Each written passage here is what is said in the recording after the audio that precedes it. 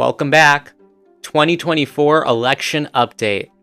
Today, we're going to take a look at the state of the race of the 2024 election and take a look at where things stand a little less than a year out from Election Day. We'll talk about where President Biden stands in terms of his support among his party, as well as challengers, including Representative Dean Phillips. We'll take a look at the Republican Party and their chances as they continue to mount challenges against former President Donald Trump, but continue to fall short as he stands as his party's most likely nominee. We'll take a look at the state of the race, we'll take a look at polling numbers, and ask who's going to be on the ballot in 2024. Plus, I'll be joined by Illinois Youth Lieutenant Governor candidate Jordon Gully to talk about his candidacy and priorities for young voters ahead of the 2024 election. We'll be taking a look at those stories and more today, Friday, November 24th, 2023.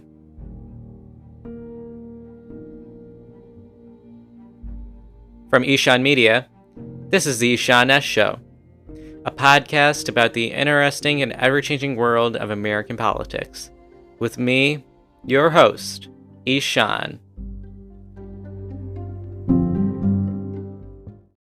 Welcome back to the Ishan S. Show. Before we get into today's episode, I just wanted to take a few moments to honor the life of former First Lady Rosalynn Carter. As many of you know, we lost former First Lady Rosalynn Carter on Sunday at the age of 96. She had just entered hospice care last Friday, and we lost her just 2 days after. I wanted to just take a moment to honor her service to the country and all that she's done in her time as First Lady and in the 50 years after that, because if I'm not wrong, her husband, former President Jimmy Carter, has had the longest post-presidency of any president in U.S. history, and in their time in the post-presidency, they have done so much for this country. Including herself, she's been a huge advocate for mental health awareness long before it was something that people talked about. And she's also been on the forefront. She was also on the forefront of passing women's rights legislation and policies. So she was a champion for a lot of people across the country, and all of us are honoring her and celebrating her life for a life well lived, and we very much appreciate her service to this country. All right. Well, with that, I'd like to say I'm sorry I was gone again for a very, very, very long time. Once again, as you know, that's what I do now, but that's because I'm so busy with so much going on. I'm right now not even in a studio. I'm in my bedroom recording on a microphone. I think you're able to tell that with the sound quality. I don't know. I'm literally in my pajamas right now, but recording nonetheless. And I've been so excited to get back as soon as I can, and I think we should get into this episode ASAP because I have a really exciting interview that I want to share with you guys with Illinois Youth Lieutenant Governor candidate Jordon Gully. He's from East St. Louis, Illinois, so Southern Illinois, and he's running for Illinois Youth Lieutenant Governor. We're going to learn a lot about the organization that he's a part of, as well as some priorities, and we had a really in-depth discussion about youth involvement in politics. It's an interview you don't want to miss. So we're going to take a look at that after the break, but let's get into today's topic about the state of the race of the 2024 election. So I think it's been a while since we've talked. I don't even remember when my last episode was, so I don't even remember when we even talked, but I do remember. But a lot has happened. Like we've seen Mike Pence drop out of the state, out of the 2024 race, which I was pretty shocked by, because he's a former vice president. He served Donald Trump as the number 2 person, and they said that he was basically the person that was going to take on the helm if Donald Trump was not running. But literally, this guy, former Vice President Mike Pence, got like 4%. The highest he had ever gotten was like 7% in the polls. And so he made a calculated decision and decided that it was time for him to drop out of the race, which was shocking because nobody saw it coming. He announced it when he was speaking at the Republican Jewish Coalition dinner, and no one knew he was going to say that. He just said it. And then a few weeks after that, South Carolina Senator Tim Scott dropped out of the 2024 race. And that was literally, I'm trying to think, I think 4 days after he was on the third Republican debate stage, where there were only 5 candidates. His candidacy became a little less viable as time went on because after a certain point, he really didn't have much to contribute to the race. He didn't have much. Like he wasn't saying anything that others weren't saying, and it's becoming clearer now that there are some established candidates, and we'll get into that in a second. But South Carolina Senator Tim Scott has also dropped out of the race. He announced that on a Sunday night show on Fox News, and apparently he didn't even tell his campaign staff. They just found out while they were watching. So fun stuff going on in that world. But I want to talk more specifically about President Biden. I know that's not something that we really talk about, or he's not somebody we really talk about because he's a pretty fit nominee for the Democrats. But actually, President Biden has been polling pretty poorly lately. So first off, some context that we need. Robert F. Kennedy Jr., we've talked about him on the show, the son of former, Robert Kennedy Sr., John JFK's brother. He was running for the Republican nomination, the Democratic nomination against President Biden.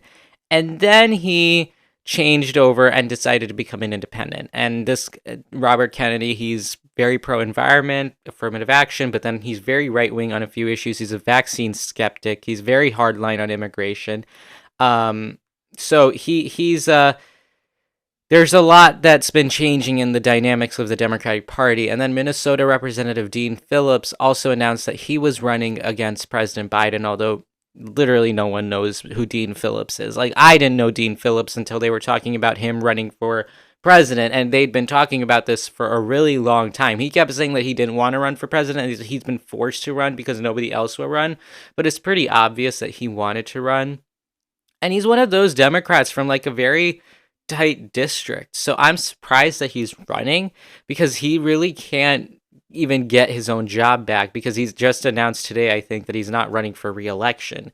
Anyway, that's not the point. I wanted to talk about a very specific poll that came out from NBC News on Sunday, which showed that former President Donald Trump is leading President Biden 46% to 44%.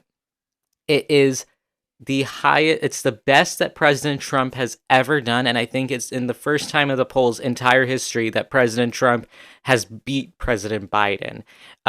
It's a slight shift because in September it was 46 to 46. And then a YouGov poll that came out earlier this week showed Trump leading Biden 44 to 42.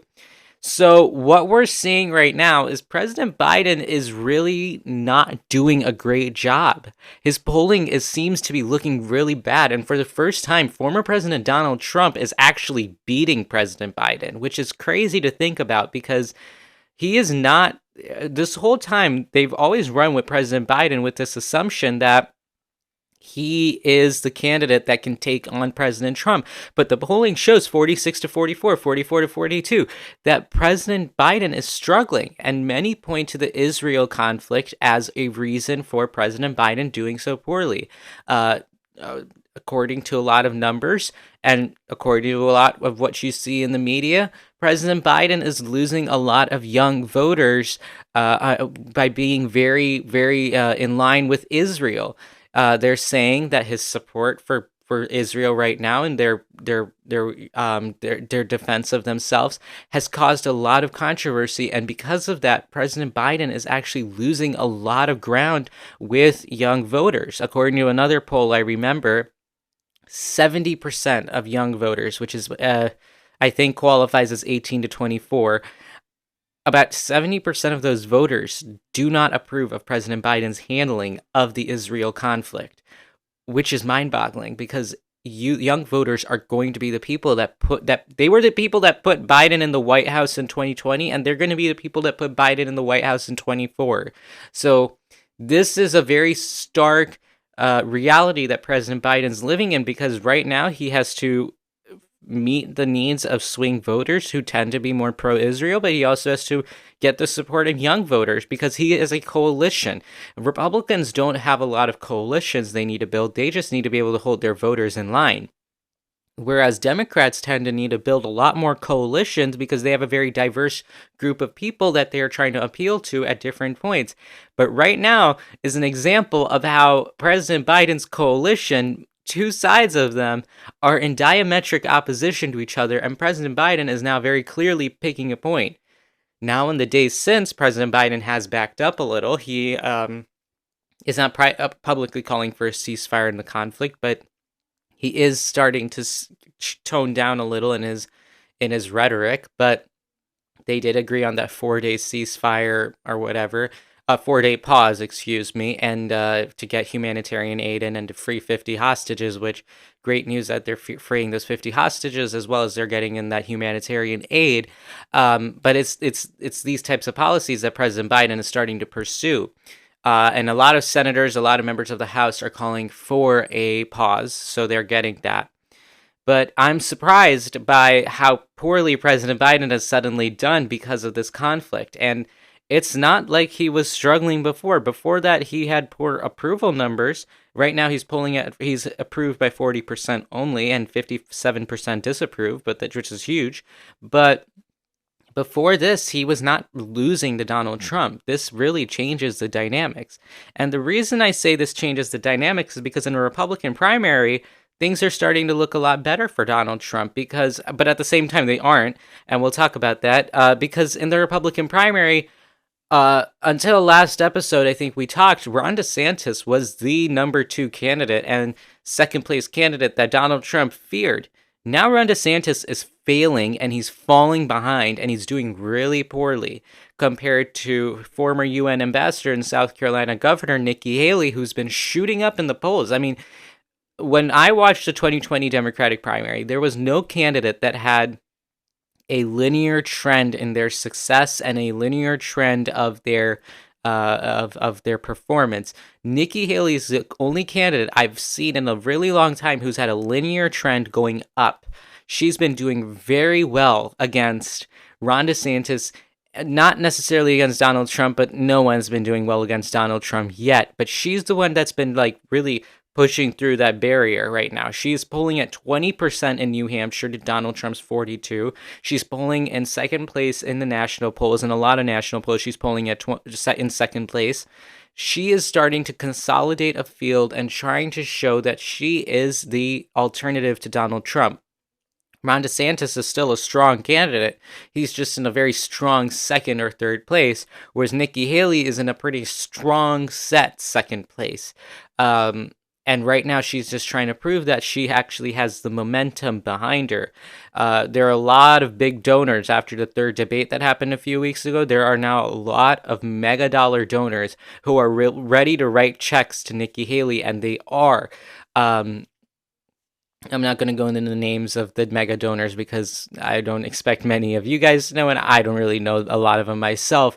But just know that people are writing big checks to Nikki Haley because they have a lot of money behind her right now. And she's been and to her credit, she's actually been doing pretty well.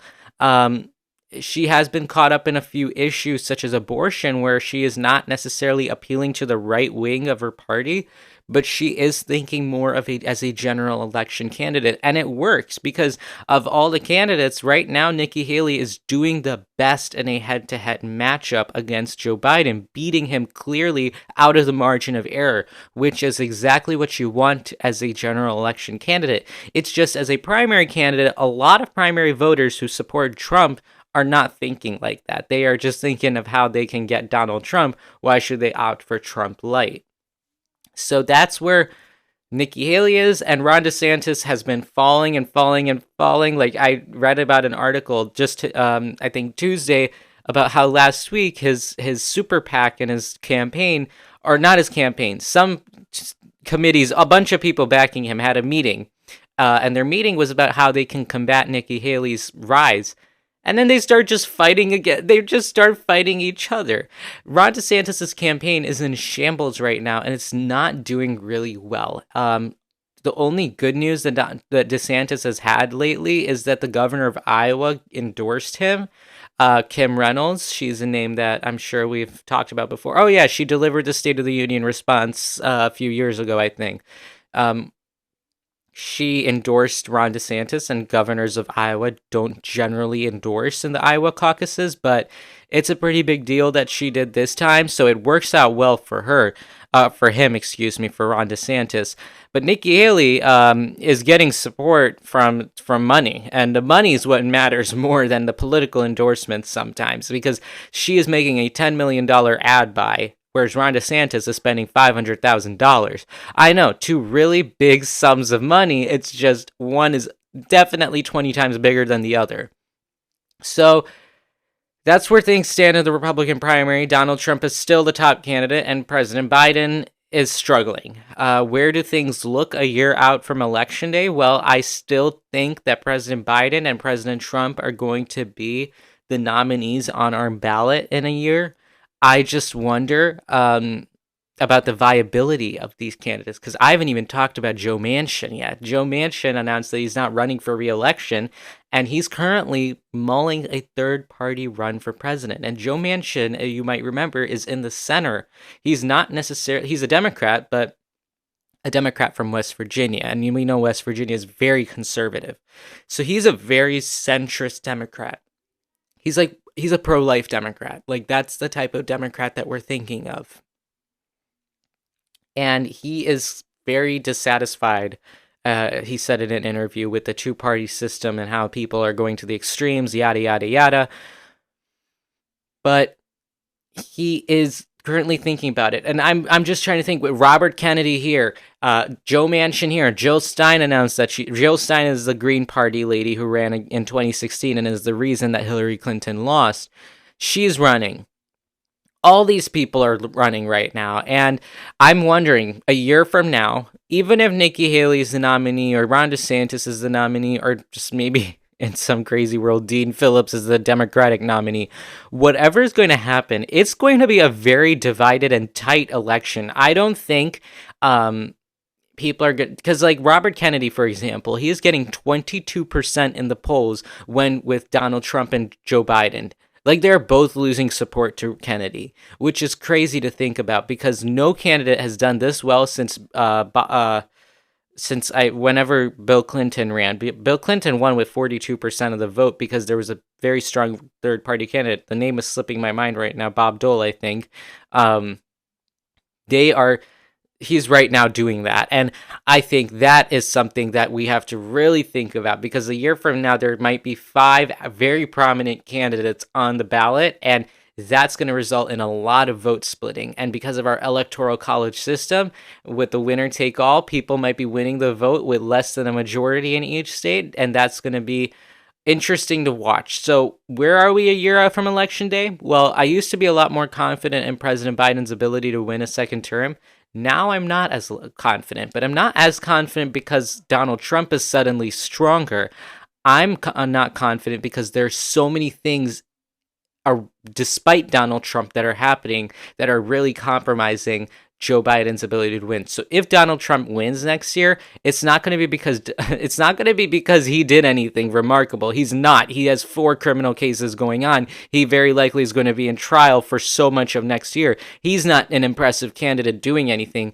If he wins, it's because Joe Biden is fumbling, because right now Joe Biden is not doing a good job of his message. He is doing a good job in what he might be doing, but his messaging is not working, and he's not been able to communicate that to the left that he's progressive enough, to the center that he's centrist enough, and that's the problem for Democratic candidates. Like, a lot of the time, they have a coalition that they need to please everybody in. Republicans don't. Republicans, yes, we're starting to see 2 wings, but as long as your name is Donald Trump, you can sweep whatever votes you want in a Republican primary, let's be honest. So it's going to be interesting to watch how things go.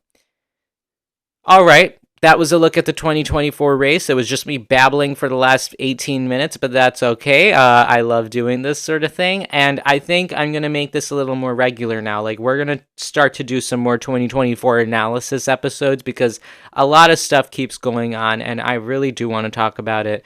Just don't get the time. So we'll see when the next one is. But we're going to take a look at this stuff a little more closely now. But we're going to step away for a second. But when we come back, we're going to be joined by Jordon Gully for his interview. So don't go anywhere. We'll be right back after this short break. We have a big focus on our show of empowering young people and trying to get as many people to get involved and running and getting themselves out there. Our guest for today's episode is doing just that, running for Illinois Youth Lieutenant Governor. So, ladies and gentlemen, please join me in welcoming Jordon Gully onto the show. Jordon, thanks for joining us here on the Sean S. Show. Thank you so much. It's such an honor to be here. Perfect. So, Jordon, before we get into the actual interview, why don't you take a few moments to introduce yourself to my audience? Well, that's gonna take a little while, but I'm gonna try the best to be short. So I'm Jordon Gully. I'm from East St. Louis, Illinois, and some things about I'm just the person that does it all. I'm involved in so many things, but for one, I am a youth ambassador at the Jackie Jordan Kersey Foundation, where I am actually doing the interview from. So if Oh. you hear some kids, my apologies, but it's just I'm so honored to just serve in that position because I've been here for 10 years, and if it wasn't for this foundation, I wouldn't be speaking to you. Given me so many opportunities to even be running for youth lieutenant governor. Like, if it wasn't for this foundation, I would have never heard of YAG. I just wouldn't be in the position that I'm in now. Some other positions I am serving in. I serve as president of my school's World Language Club, which is a club that promotes diversity throughout our schools using events like potlucks, where people bring in cultural foods and presentations to help everybody understand who they are, because it's important to know what makes somebody somebody, if you get what I'm saying. Uh-huh. Besides that, actually, let's dive into my youth and government experience. So far, I this is my second year in Illinois YMCA Youth and Government. I previously served as a lobbyist and assistant director of lobbyists, only 9 statewide. Not only that, I managed to be the only lobbyist to pass a bill for the entire General Assembly and Wow. also represent Illinois at the 2023 Conference on National Affairs, which is one could think of as a National Youth Congress, where we present proposals and we try to get them passed. I didn't get far, but it was such a blessing to just participate in that. It taught me so many things, and it also inspired me to be more involved with my roles that I'm doing now, such as being a member of High School Democrats of America, where I serve on the Gun Violence Prevention Task Force, and just found out that I've been selected to serve on our Red and Purple State Task Force, which we are Wow. working to expand, help Democratic candidates gain ground in red and purple states. We've seen Andy Bashir do it in Kentucky. We can make more happen in so many others. So that's just a little bit of what I do. Wow, you have quite the resume to boast there. So, we're gonna get through a lot of what you've been doing, but first I want to talk about Illinois Youth Lieutenant Governor. I want you to, so if you could walk us through this. Like, what exactly is the role of Illinois Youth Lieutenant Governor? You mentioned something about the YMCA or YAG or something. Walk us through what that is. So, to start off, Illinois Youth and Government is sponsored by the YMCA. It's like an independent branch, and it's not servicing all 50 states and territories, but I know a majority of our states. Now, regarding the Youth Lieutenant Governor role, it's not much to the role, surprisingly. All they do is chair our steering committee, which is like a committee full of advisors from students from different delegations, which I am currently serving on. And it also chairs our legislative assistance forum, where they present a proposal and try to present it as best as they can to win. So that was the concern. That was the concern I had. It was not much role as the lieutenant governor. Besides doing all those things, they chair special committees, and that's it. So the reason why I'm running is because I want to redefine that role. I want to be more involved. So I am a person that any position you give me, I turn it into a powerful position. It could be the worst position ever. I'm going to make it powerful because I'm the person that really has influence. People listen to me because they know I am the real deal. So some of the new policies that I plan on implementing ranges from lowering costs to expanding programming across the state. Because as a kid, for me, St. Louis, I do not get much opportunities. Like I was saying about the Jackie Jordan Kersey Foundation, they are the reason why I'm here. They paid for me to go to attend private school. And because of attending private school, I was exposed to this program. But my view on the matter is nobody shouldn't have to pay to go to private school to get better opportunities, which is why it motivates me to expand opportunities such like this. Because when I get these opportunities, I not only represent myself or my family, I represent a whole community that has been forgotten, that has been ignored, and that's viewed as stupid. In East St. Louis, there is so many kids with potential, but don't nobody take advantage of that. And it really breaks my heart because I see my people every day. I see them every day. I talk to them, and I know that there's a future for them. But if somebody just recognizes that and invests in them, think about how many places they can go. No, that's true indeed, and I'm happy to hear that you are trying to revolutionize this role of Illinois Youth Lieutenant Governor. So initially you were running for governor, and then I believe on your Instagram you posted that you were switching gears. So walk us behind that decision. What brought you to that decision? One thing about me, I am a blunt and honest person. The reason why I dropped out is because I did not have a chance of winning. And I hate to say it. I come from a 5-person delegation within the program, and it's already hard trying to get my name out there. So I figured I have a better chance of making more of an impact. Because for me, it's not about the position I hold, it's about increasing my chances of winning so people can hear my voice and I can implement the things that I think will make this program better. So the real reason is that I want to make an impact. It's not about the position for me because no matter what position I'm in, like I said previously, I'm influential. People listen to me, and I get things done. All right. Well, um, okay. So with this campaign of yours, to become Illinois Youth Lieutenant Governor, so how tell me, can you explain exactly how you get voted? Like who exactly is your electorate that you are going out for? So my electorate, well, for now there's a primary and there's a general election. For now, I'm running in a primary, and my electorate is basically the southern region of Illinois, and it consists of delegations such as Gateway Region Y, where I come from, Cesar, Valier, Williamsville, and so many more. And basically, if I get selected by them in the primary, I run in the general, which my electorate will be the entire program. So that's 900 to 1,000 kids from up and down Illinois. So to be honest, I want to create a campaign or a coalition that unites the entire state. Because so far, all 3 of our elected offices, governor, lieutenant governor, secretary of state, are all elected from the same delegation. And there's nothing wrong with it. I respect those who are elected, but we must realize that in order to make a better impact, everybody must be involved. So that means it must be diversity from across the state. But we also have to realize people do not run because they know they don't have a chance of winning. And when I found that out, I was like, well, I'm gonna run anyway because anything is possible. It's up to us to make things happen. So I'm just that type of person. I take initiative, I get things done, and I'm like, even if I lose or not, I'm still influential. I still can get things done. So that's really the reason why I'm running, and that's really who my electorate is.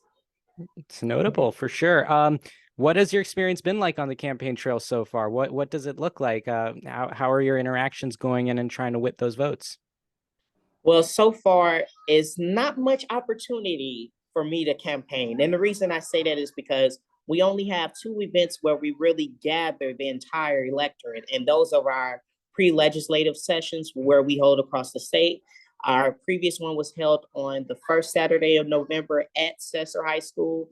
And I would say it was excellent. I love seeing everybody, and I love seeing how everybody is engaged and they have a love for such a program that has inspired them to speak up more, to be more engaged. Because at first, people come up to me and they say, at first I did not want to speak in front of everybody, but seeing you do it, or seeing myself doing it, I love doing it. So it's really amazing how youth and government really has an impact on everybody.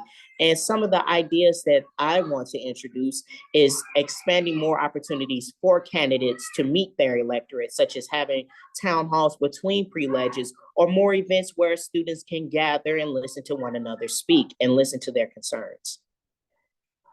Okay, well, I'm really I to be honest, I did not know much about this process, so I'm really glad that you shared this with us because definitely it's great to be more informed, but it's great to hear it from a person directly involved with it all. And I think with your perspective that you're talking about being from Southern Illinois and not necessarily being heard all the time, I find it noble that you are indeed running to get that geographic diversity, and it's important, especially, and I say that coming from Northern Illinois, where we sometimes do suck up all the oxygen in the room. So I do get it, and I commend that. I commend that on your end.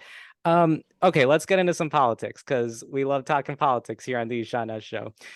You talked about how you are on the Red State Purple State Committee, I believe. And we have not been the podcast has been on a bit of a hiatus. So while we've been gone, in many red states, we did see Democrats winning across the board, including in Kentucky, where we had Governor Beshear get reelected despite not a lot of people predicting that to happen. And we saw in Ohio that ballot measure that enshrined abortion protection in their constitution. And we had the Virginia legislature. Could you speak to what this move is that you're seeing right now across the country for Democrats, and maybe not just for Democrats, but for Republicans and Democrats right now? What is something that you're seeing, and talk about it with your perspective as a member of your Red State Purple State Committee? Well, I feel as though people are simply saying that they have a voice in their decisions. And not only that, they're tired of hearing nonsense. They want politicians and people in positions of power who get things done. And as you see in Kentucky, Governor Beshear is a person who has shown results, even though he literally has a entire red state majority legislature. He has managed to work together to get things done because he realized, and I realized too, and so many others, it's not about what you think, it's about how to get things done. It's about, are you willing to work with people who disagree with you to get things done? And we fail to realize that just because our views, we may think we're right, we got to understand where a person comes from. Why are they thinking that way? Why do people who are against abortion believe that they are pro-life? Why do people for abortion believe that they're pro-choice? We live in a country where people are no longer listening to each other. And I believe that's going to be the end of democracy, because no matter who's right, no matter who's wrong, we are the United States. We are united for a reason. We must listen to one another, because when we listen together, we can create results that are excellent, that actually make an impact on lives. So I believe that the voters are simply saying that it's their choice to have for a woman to decide whether or not they want to have a baby or not. And also they believe in Kentucky that Governor Beshear is a person who is getting things done despite people going against them or not believing in him. And I feel as though that's kind of like me. I kind of relate to him a bit, because when I'm in private school and I'm trying to lead clubs, there are some people that are trying to stop me from getting things, but I don't let that stop me. I just simply go around them, or I simply go up, hey, what's going on? We work together, because we got to realize we are on one side. We are on the side of the United States. We are trying to make life better for everyone. So let's just work together. It's not that hard. And as we are entering a new general election season, believe it or not, we are less than a year away. And I mean, on this show, we've been talking about the 2024 election for 3 years. So we are so close now to this next election. Do you think that this is going to sustain? Do you think that I mean, even if it's not necessarily a Democrat thing, if it's more of an issue-based thing, do you think that this trend we're seeing right now is going to sustain into the 2024 election? I would say absolutely. I mean, it sustained the 2022, even though we were expecting it not to. And if it's sustaining this year, I think it's going to go stronger for one more year. I mean, people are realizing that this is personal issues that no politician really has any business being involved in.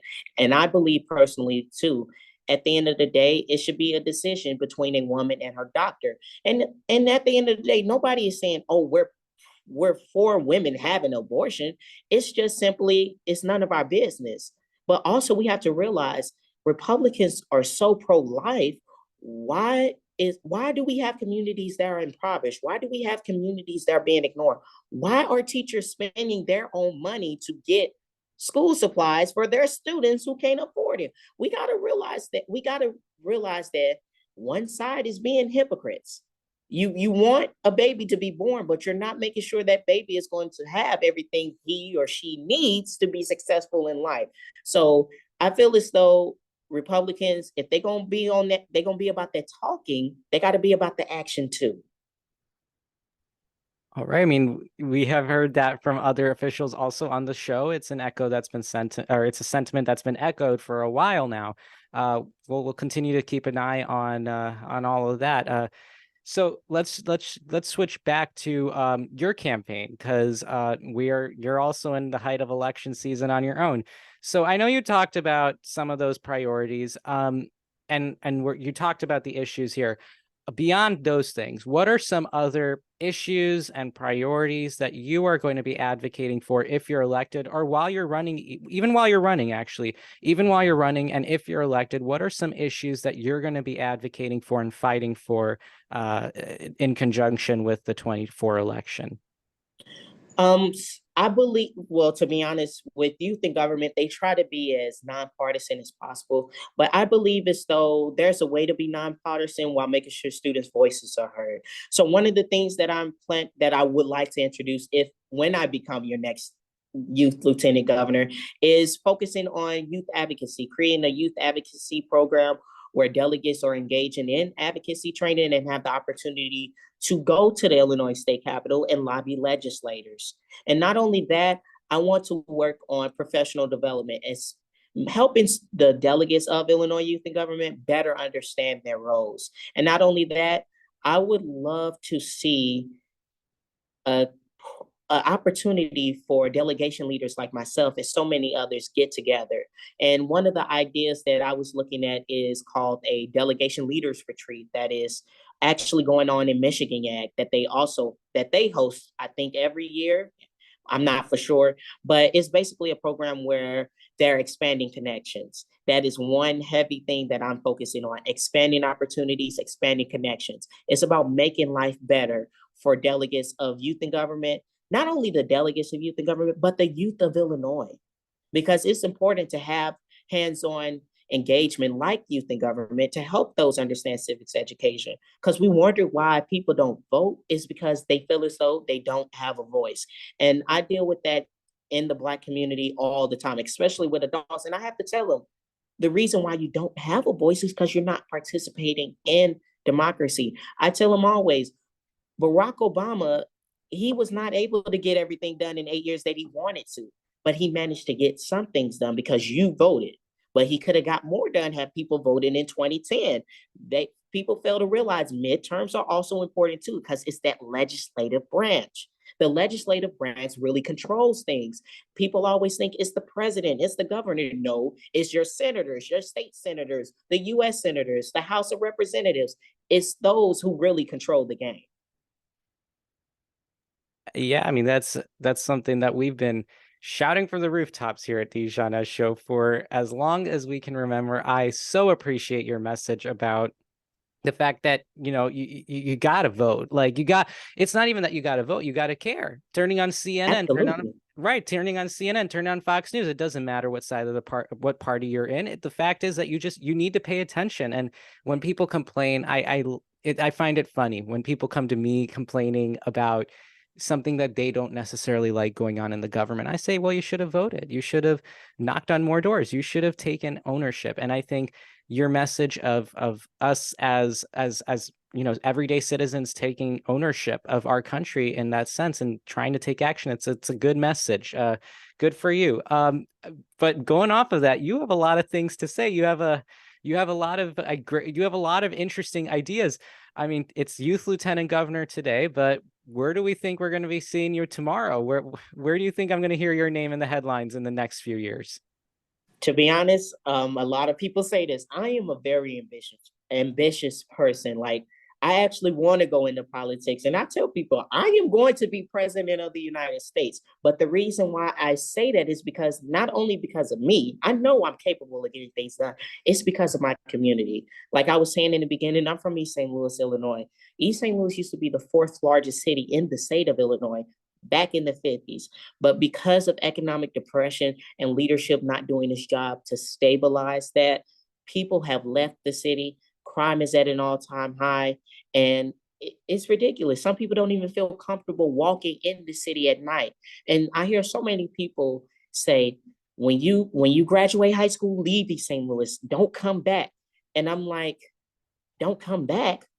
I am coming back because I want to tell people when you graduate high school, stay in East St. Louis, make that impact. And the reason, and one of the prime examples is Jackie Jordan Kersey.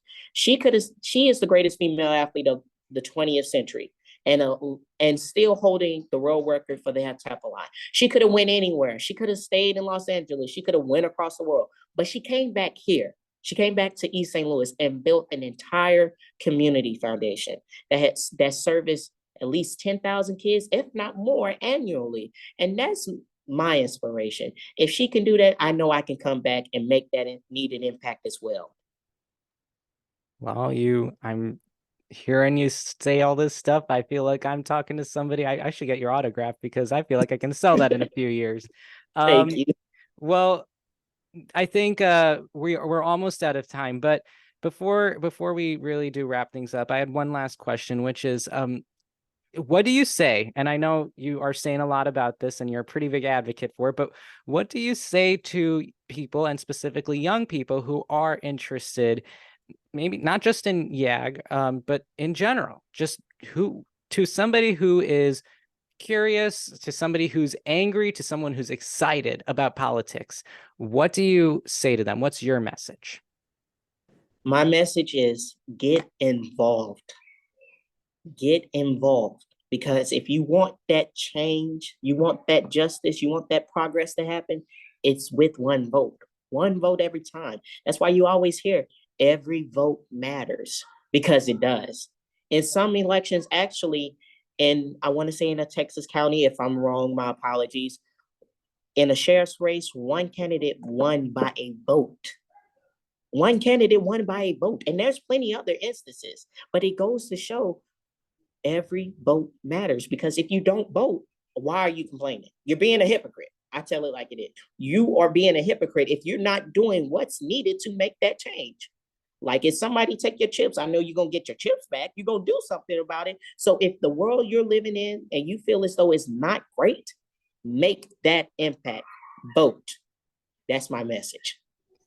I Again, I totally concur. I mean, talking about those closed margins, I mean, we've seen it here. One of our own guests on the Ishan S show from the midterms, she lost by I think it was 300 votes in a turnout of 60,000 people, and 300 votes are deciding it all. So I totally get that. And it's something that we're going to continue to say, and it starts with young people. I mean, that's what our show's mission is. It's to get young people out there, but overall we are also all about getting the vote. We don't care who you're voting for, but we want you to go to the ballot box, make yourself heard, because if you don't make yourself heard, you could be the next person who gets impacted by something, then you may not like it, and you probably won't because you weren't voting. um Absolutely. but Jordan, I so appreciate you being on the show. Before I let you go, do you have any parting message that you want to share with my audience? Yes, absolutely. I would like all your guests to follow my Instagram page, which is Jordan for the People, JORDON for the People on Instagram. And my campaign motto, with Jordan in sight, will reach new heights. Thank you so much for this interview, Ishan. I really appreciate this. Well, thank you so much for joining us. Well, that was our little interview with maybe we'll see future youth lieutenant governor of Illinois, but I know he has great things ahead of him anyway. Jordon Gully. Jordon, thanks for joining us today. Thank you so much.